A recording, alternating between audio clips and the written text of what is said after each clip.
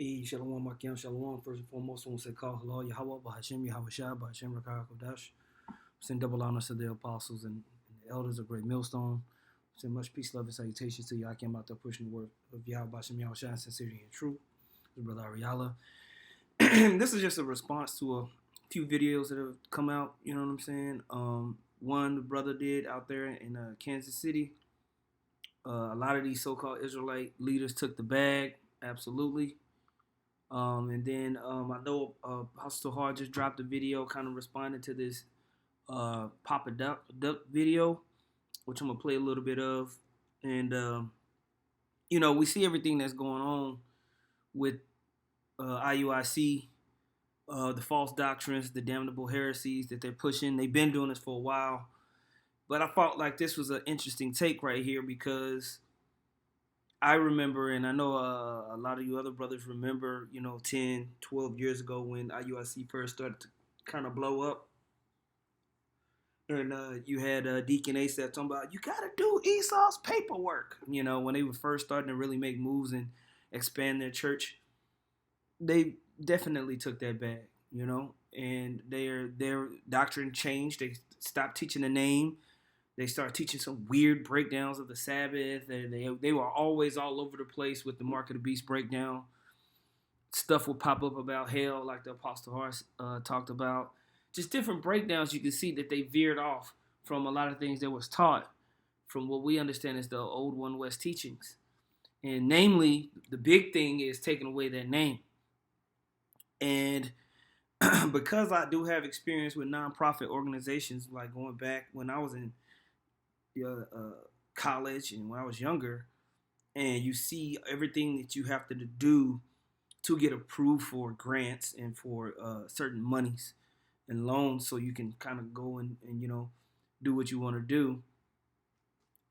That back when they were starting to talk about all that stuff, we were already telling people, in order for them to get some of these grants and loans, you have to go by their curriculum. You have to do certain marketing events. You have to comply in order to get the approvals.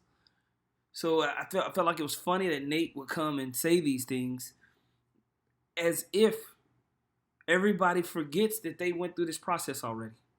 This is Proverbs chapter 17 and verse 23. It says, a wicked man taketh a gift out of the bosom to pervert the ways of judgment. And that's what's happened. That's why these guys have different breakdowns and they start veering off from what's taught, because they take the bag. They take the bag and then they shift. They shift. Exodus 23:8, and thou shalt take no gift, for the gift blindeth the wise and perverteth the words of the righteous. Okay? And, when you listen to this, Nate kind of like talks about how these churches, when they go to get these loans, they have to stop teaching certain things. And it's true. 100% true. And you best believe the bulk of these bigger Israelite groups that have gotten all this money and expanded, and now they got these buildings all over the place. Oh, yeah. They took the bag. And Nate is one of them. IUIC is one of them that have taken the bag. And that's why they switched certain things that they teach. 100%, man. I'm going to play this. I don't know if I ever told a story about the churches. I don't think so. And he's a storyteller, boy. Nathaniel is Bishop Nate is a storyteller, and he loves it. He loves it. He's good at it. We wanted to buy a church out here, a building. Oh, wow. It cost $1 million. We said, we can't afford that because we grassroots. So the minister said, hey, no. We said, minister, how are you able to afford this $1 million building? He said, you go to the bank. I said, no. We went to the bank.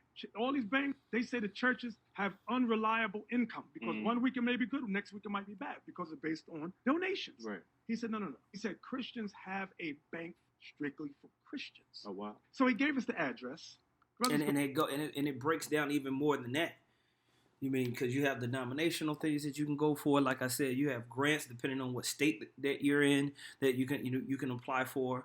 It breaks down, man. You can come at it from the nonprofit section. You can do the religious nonprofit section with the 501c3, and you can do all different types of ways to get the bag. But they all come with stipulations. Best believe you can't just go get a loan. You ain't gonna just pull up and say, "Hey, we have this many members. This is what we're pulling in as far as our tithing and offering." And just get a loan because Nate is telling the truth. Is like they're gonna look at your books, they're gonna look at your P&L and make a decision on whether if you're credit worthy, and if you're trying to do a big expansion, which would require millions of dollars. Okay, these Nathaniel Seven's not going to the bank for a $50,000 loan. And they're not, and if they are signing up for these grants, they're signing up for multiple grants, and they have a lawyer team that handles all that for them. But that does come with stipulations and requirements. It's just true. Go down there, and the clause is, in order to get the money funded for a church, millions of dollars, you have to teach what they want you to teach. They said to us, our teachings must align with theirs. Jesus is white. December 25th, the laws are done away with. But we don't teach that. You can't get no money from us then. And the churches have never revealed. That was on a sneak tip the minister told us. And we found out, whoa, so much ins and out with the churches, it will shock people. That's what I said. You got to do Esau. Back in the day, I remember the deacon was like, we got to do Esau's paperwork. That's what they were talking about when they were saying, oh, you got to do Esau's paperwork. And now when we see Nate, we see him coming with these crazy ass breakdowns, and brothers are absolutely barbecuing Nate on his breakdown of Revelation, the 20th chapter, and going into Isaiah, the 24th chapter, mangling the scripture in Ezekiel, the 38th chapter. Just absolute madness that the so-called white man is basically, he's going to come back. He's going to come back after the 1,000 years while Yahweh Shai is reigning and mount up a rebellion. And all these yes men sitting on the panel just yes men. They've all taken a bag and a gift. They all getting their portion of that bag. They're all put on salary as deacons. given church titles so that they can write themselves a check underneath the religious organization. All right? This is what they're doing, and that's why they're coming with these crazy breakdowns. That's why they got to save the white man again, because you done took Esau money. You done took that bag. Okay? 1 Timothy chapter 4, verse 1, it says, now the Spirit speaketh expressly that in the latter times some shall depart from the faith, giving heed to seducing spirits and doctrines of devils, speaking lies in hypocrisy, having their conscience seared with an hot iron. We see this. We see this continually. That's why you have yes men working for you. You make sure to pay them off nicely. Dudes getting caught up in money scams, completely eyes turning green for other people's money, hungry to have some type of lifestyle status, and you'll lie and steal. A yes man and be a yes man, a weak person who always agrees with their political leader or their superior at work. This dude Nate can literally say whatever he wants. He can say whatever he wants, man. And no one will, there's no pushback. There's no like, whoa, okay, wait, this is going way out. We know that the doctrine and the breakdowns go back. Esau is going to come and mount up a rebellion during Yahweh Shai's kingdom. And then he has the nerve to call us crazy. And he made sure to say black. Don't listen to the black. He lets you know he done sold out. He done took the bag, people. You can't see this? This is Proverbs chapter 14, verse 15. It says, only simpletons believe everything they're told. The prudent carefully consider their steps. The simple believeth every word, man. They sit up in that congregation and believe every single word. Absolute, utter madness being spewed with no pushback. No pushback. Okay?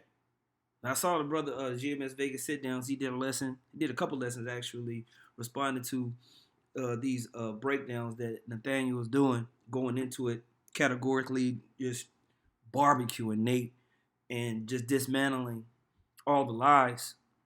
But when you listen to the brother, it's just clear and evident. Oh man, this dude is completely 1000% sold out. Just completely sold out.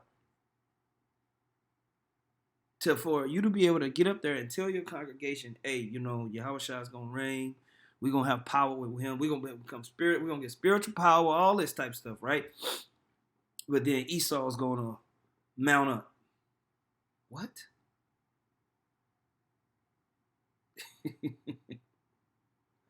Absolute madness. So yeah, when you go back and you look at all of this stuff, Nate was doing that. Nate and them, they were doing Esau's paperwork. And this is why you're getting all these damnable heresies and crazy ass breakdowns that they just start. Oh, the new moon is the full moon.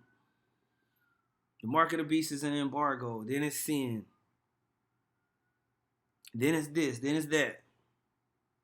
Like Apostle Hart was talking about, they used to, the hell, you can go to hell. But then now it's back to being the nuclear destruction. It's all over the damn place.